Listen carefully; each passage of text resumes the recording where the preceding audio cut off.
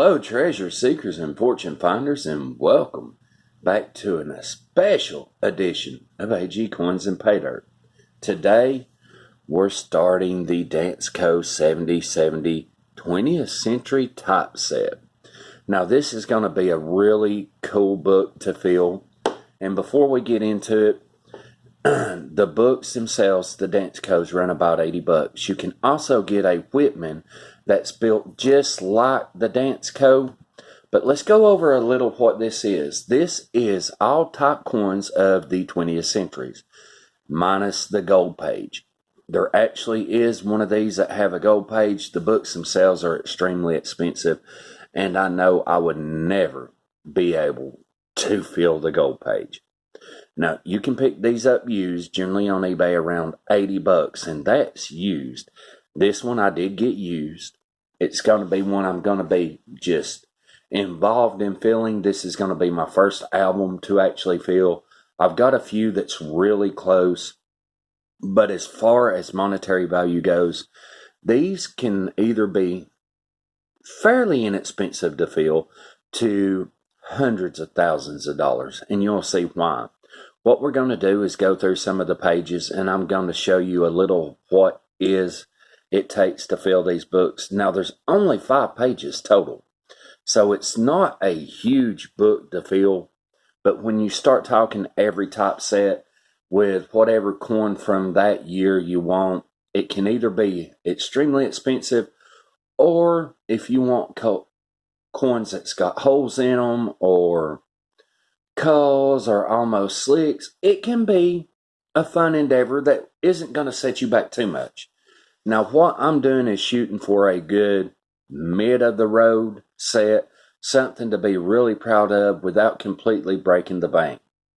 So, let's go through a little of these pages and show you exactly what's in this book. Here you have the U.S. major cent types, the half cents, the Drace bust, the classic head, and the cornet. Some of these can get extremely expensive. Then you have the large cent, the Drake bust, classic head, cornet, and the cornet with the braided hair. I've got the cornet with the braided hair. Small cents, flying eagle, Indian head with laurel reef, the 1859 only, Indian head copper nickel oak reef 1860 to 1864, and we've got a special one we're going to put in this. When I bought the book, it already has the Indian head bronze with oak reef. It is the 1905. It's a very beautiful 1905. It does have some really nice toning. It is in a good, almost uncirculated condition. I might leave it, but I've really thought about putting the key date 1908S in here. It's something I'm going to have to check out. Then you've got the Lincoln Head VDB 1909, Lincoln Head 1909 through 1958 bronze with wheat heads. You have a steel, the Lincoln Head Memorial, a 2-cent piece, 3-cent piece silver, and 3-cent nickel. So here on this first page, there is the ability to sink some major money in this book. I've got a lot of these. We'll go through exactly what I got next. Second page, you've got your half dimes, your nickels, and there's quite a few different nickels. The shield nickel with rays, the shield nickel without rays, the Liberty Head 1883 no cents. I've got the cents, the 1883 through 1912, Buffalo 1913 Top 1, Buffalo 1913 Top 2. This one I can sink a little money into. I would love to actually get the key date of the series, which is the 1913 S Top 2, but we'll get to that later. Jefferson's, Cat Bust variety, and seated. Alright, so here we go into the dimes. The Cat Bust, Liberty, seated Liberty with Legend, Liberty Head, Mercury, Roosevelt, and the Roosevelt Clap. This is always the one everybody adds, the 1996 West Point. We've got something a little different. After the dimes, you go in. There is a major piece right here. the 20-cent piece is going to be an expensive one. These are few year minted, very few minted. So this one is going to be at least a $200 to $300 piece to fill. I've got plans for it. Then we go to the quarters. The quarters are fairly common. You can pick up most of these at a really nice price. $50. Cat bust 1807 to 1836. Cat bust 1836 to 1839. With the reeded edge, lettered edge. Liberty seated no motto. Liberty seated with arrows. Liberty seated with motto. And then Liberty head $50. Moving over, you just got the Walking Liberty, the Franklin, the Kennedy Silver, the Kennedy 40%, or the Clad. Excuse me, there is no 40%, huh? Then you come over and you've got 4 slots for commemorative $50. We've got a few of these already. I have plans for this too that's going to be kindly expensive. You get into your silver dollars, your Liberty seated, your trade dollar. Trade dollar, yet again, can run into some really expensive money. A Morgan, a piece, and an Eisenhower. Now, I'm thinking about on my Eisenhower, there's only a few double dies in RPMs. I'd like to get one of those. If not, we're definitely going to go with the silver Eisenhower, seeing as how there's not really a spot for. I'm trying to stay as much away from proofs as I can, but this one might be a proof. And as we go, you've got a bicentennial set. Modern coins, Susan B. Anthony. This one will be coming out. I am definitely wanting to get the wide rim or near date. Then you've got a Sacagawea dollar. I'm definitely wanting to stick a Wounded Eagle in here. This is going to be another lot of money. A 50-state commemorative quarter, anywhere from 1999 to 2008. This is one that we definitely might end up going with a proof. Then down here, last page, you've got a commemorative dollar and an American Silver Eagle. Now, on this again, the Silver Eagle, more than likely, I'm going to be going with a 1988. And a 2008 commemorative dollar. One of them might be proof. I'm trying to keep from it, but that might be what we end up with. Definitely, when I fill this book out, we'll come back. I'll show you everything I got, everything I've been able to put into it. And remember, this can always be a work in progress. You can always update until you get the book you want. Now, I'm trying for a lot of varieties in here. Not all of them, because I can't exactly afford every one of them to be a variety. But some of the lower costs, like the 1959 to date memorial, I'm wanting to stick a variety in here. So, we'll get back to that, guys. When we come back, I'm going to show you exactly what coins we've got for this book at this time. We'll see you back here soon. And we are back again. And this is it, everybody. This is the start to my typeset book. I know it looks kindly pitiful when you've seen exactly all the coins that can go in here. But remember, the journey of 1,000 miles starts with a single step. So the journey of the 70/70 starts with a single coin. So let's just go over a little of what we've got in here. Now, some of these definitely will be changed out at a later date. Right now, they're just filling holes. I could actually fill more holes than what I've got, but I don't want to break a lot of this out that I'm not keeping. Like the 1908 half dollar, I'm definitely going to be upgrading it. I don't know if I want a semi-key date or if I want just a beautiful dollar in there. But let's go through some of the coins that we got. First off, as y'all saw, there was a set in there for the bicentennial dollars, or the bicentennial set. We've got the whole set here. This is the S Mint. It is the silver, but it is not the proof. So I didn't want to put a regular bicentennial set in there. These silver sets are fairly cheap. and we're starting to get some toning on the quarter, so this could really tone up in this book later on down the road. So what we have here is a 40% bicentennial set. We've got one of the two, and I'm not sure which one yet, either an 1869 2-cent or an 1867. I'm really leaning for the 1869. This would be in a VF, very fine to extra fine condition. I'm leaning more toward VF 35. Beautiful coin. This one for certain has less detail in it, and it's been cleaned.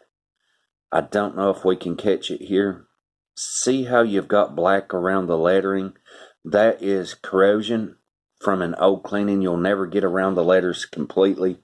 So it's been cleaned. This is an original coin. Neither one are super expensive. So we have the braided hair large cent. This is the 1854. Now I will be upgrading this one for certain. I've done got one in mind to do it. For the memorial, we have a 1972 FS 108 double die obverse. This is definitely one of the more expensive. It's not completely off the charts. It is a good mint state. As it says, $20-$30 penny. Still, in a top set, this will be an absolute gorgeous, unless I can get another double die that has some toning. This might come out. If not, this is definitely going to be one for the book. We do have the 3-cent clad, or the 3-cent nickel. Now, this one, yet again, guys, has been cleaned. In 1867, it has some really nice detail to it, but she has been cleaned. So I'm going to definitely at one point switch this one, but it will be nice as a starting out. Let's move on to some of the nickels. We had the first year, 1883, no cents. Now, they switched it over in the mid of the year and started adding cents back here because people was gold plating these and passing them off as gold. So they switched to cents. Now this one has a radial die crack around it. Absolute gorgeous no cents piece for the first year. I'm thinking about getting the one with cents, the 1883. It's one of your key dates. It's a little more expensive and harder to find. For the common nickels, guess what we've got? The 1939 FS 801, 1939 reverse of 1938. This has the heavy doubling on Monticello and 5 cents. It's really, really a prominent double die.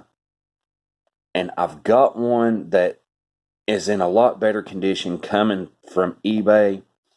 This one is just to start out with. This is about a fine 15 to very fine, and I'm going to upgrade that. But if you can see, we've got some really prominent doubling on this nickel. For the silver nickel, yet again, we are going with another double die. And this one is an RPM double die.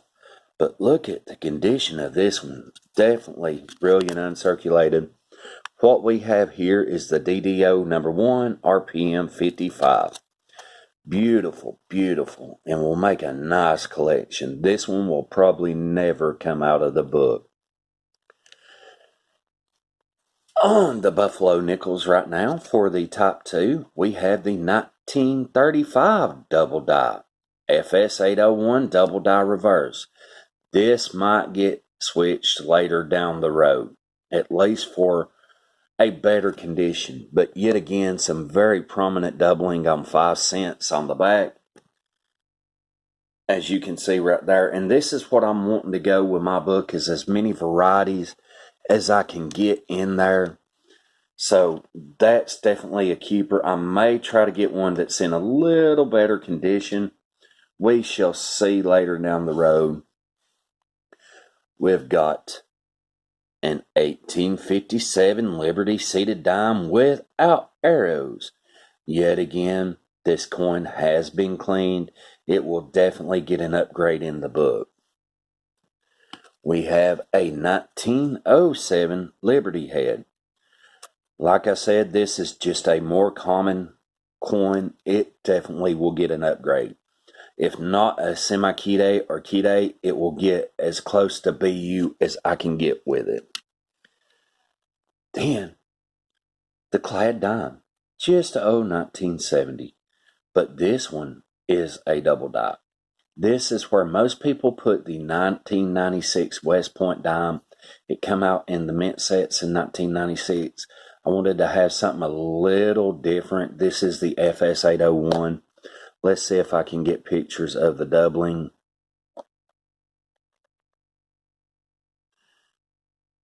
If I remember where the doubling is. Okay, right here. So let's see if we can get a little bit closer up here. As y'all can see, we have some prominent doubling here on America. See the E, the doubling in that. Look at your R. Look at the notches in your serifs.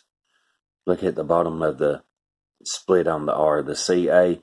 So instead of going like everybody else and adding the 1996 West Point, I picked up a double die.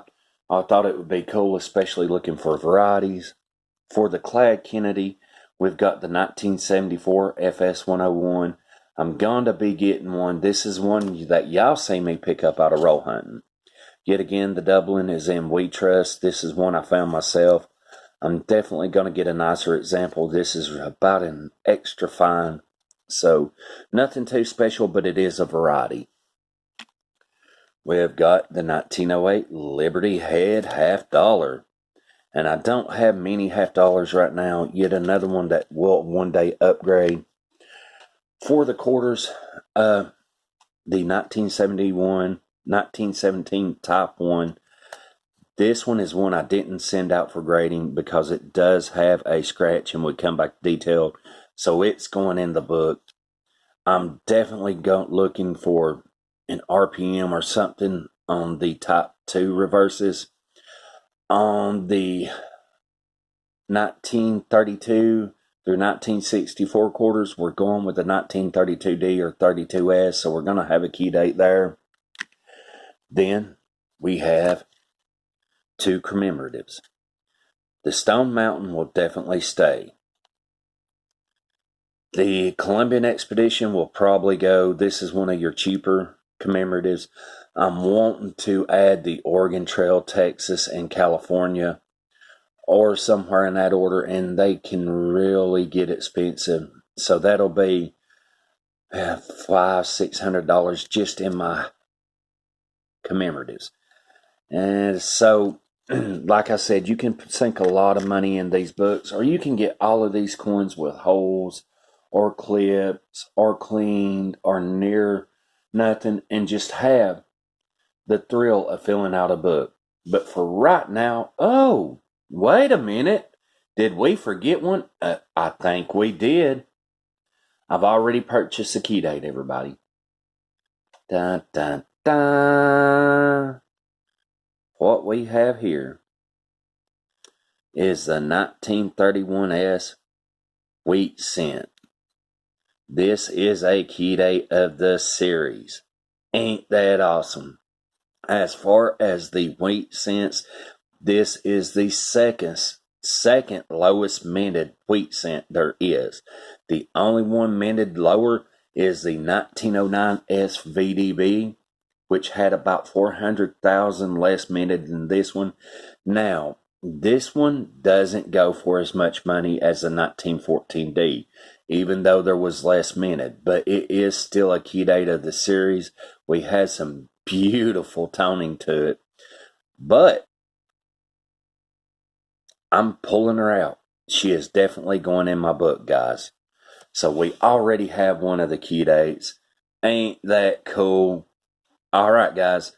I'm going to get these out, get them in the book. I'm going to say when fooling with some of these coins, definitely wear your cotton gloves. Wear nitrile. Wear something that's non-powder. but don't touch a lot of these coins. You'll definitely, especially like on the copper, you can certainly add fingerprints. Well, the phone's calling me. We will see yous back when it is finished. All right, everybody, we are back for the final time. I've got everything in the book, and yes, it kindly looks pitiful right now, but that's the fun part of these books, is there is a beginning, and at some point there is an end.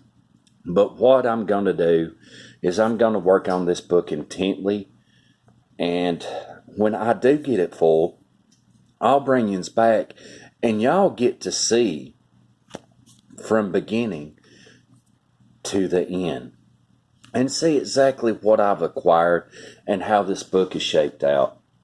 I'm going to tell everybody these books, especially this typeset book, is just absolute amazing fun. It can be so fun. It can be so challenging because you're not just collecting one type, but you're collecting the type of all the 20th century coins. So, I mean, it's just, and yet again, you can go very cheap to hundreds of thousands of dollars if you really want to in this book. There's some coins out there that, yeah, that's all I got to say about that. But I hope y'all's enjoyed this. Y'all probably won't ever see this book again until the point that I'm finished. So this could be a long, arduous journey. But when it is finished, I will bring yous back. And I'm actually thinking that I'm going to get a brand new book. There is a few of them that you can tell the coins has been removed many times because it's kindly loose. The large cent and the commemoratives is two of them that's pretty loose, so I might get a brand new book. I'm not for sure now, but I hope you've enjoyed this. I really had fun, and I can't wait to really start putting this book together and see where it goes. So, until the next adventure, everybody, may your pans be full, your smiles be golden, your clouds be silver-lined, and your pennies be copper. We'll see yous back here on the next adventure, Treasure Seekers.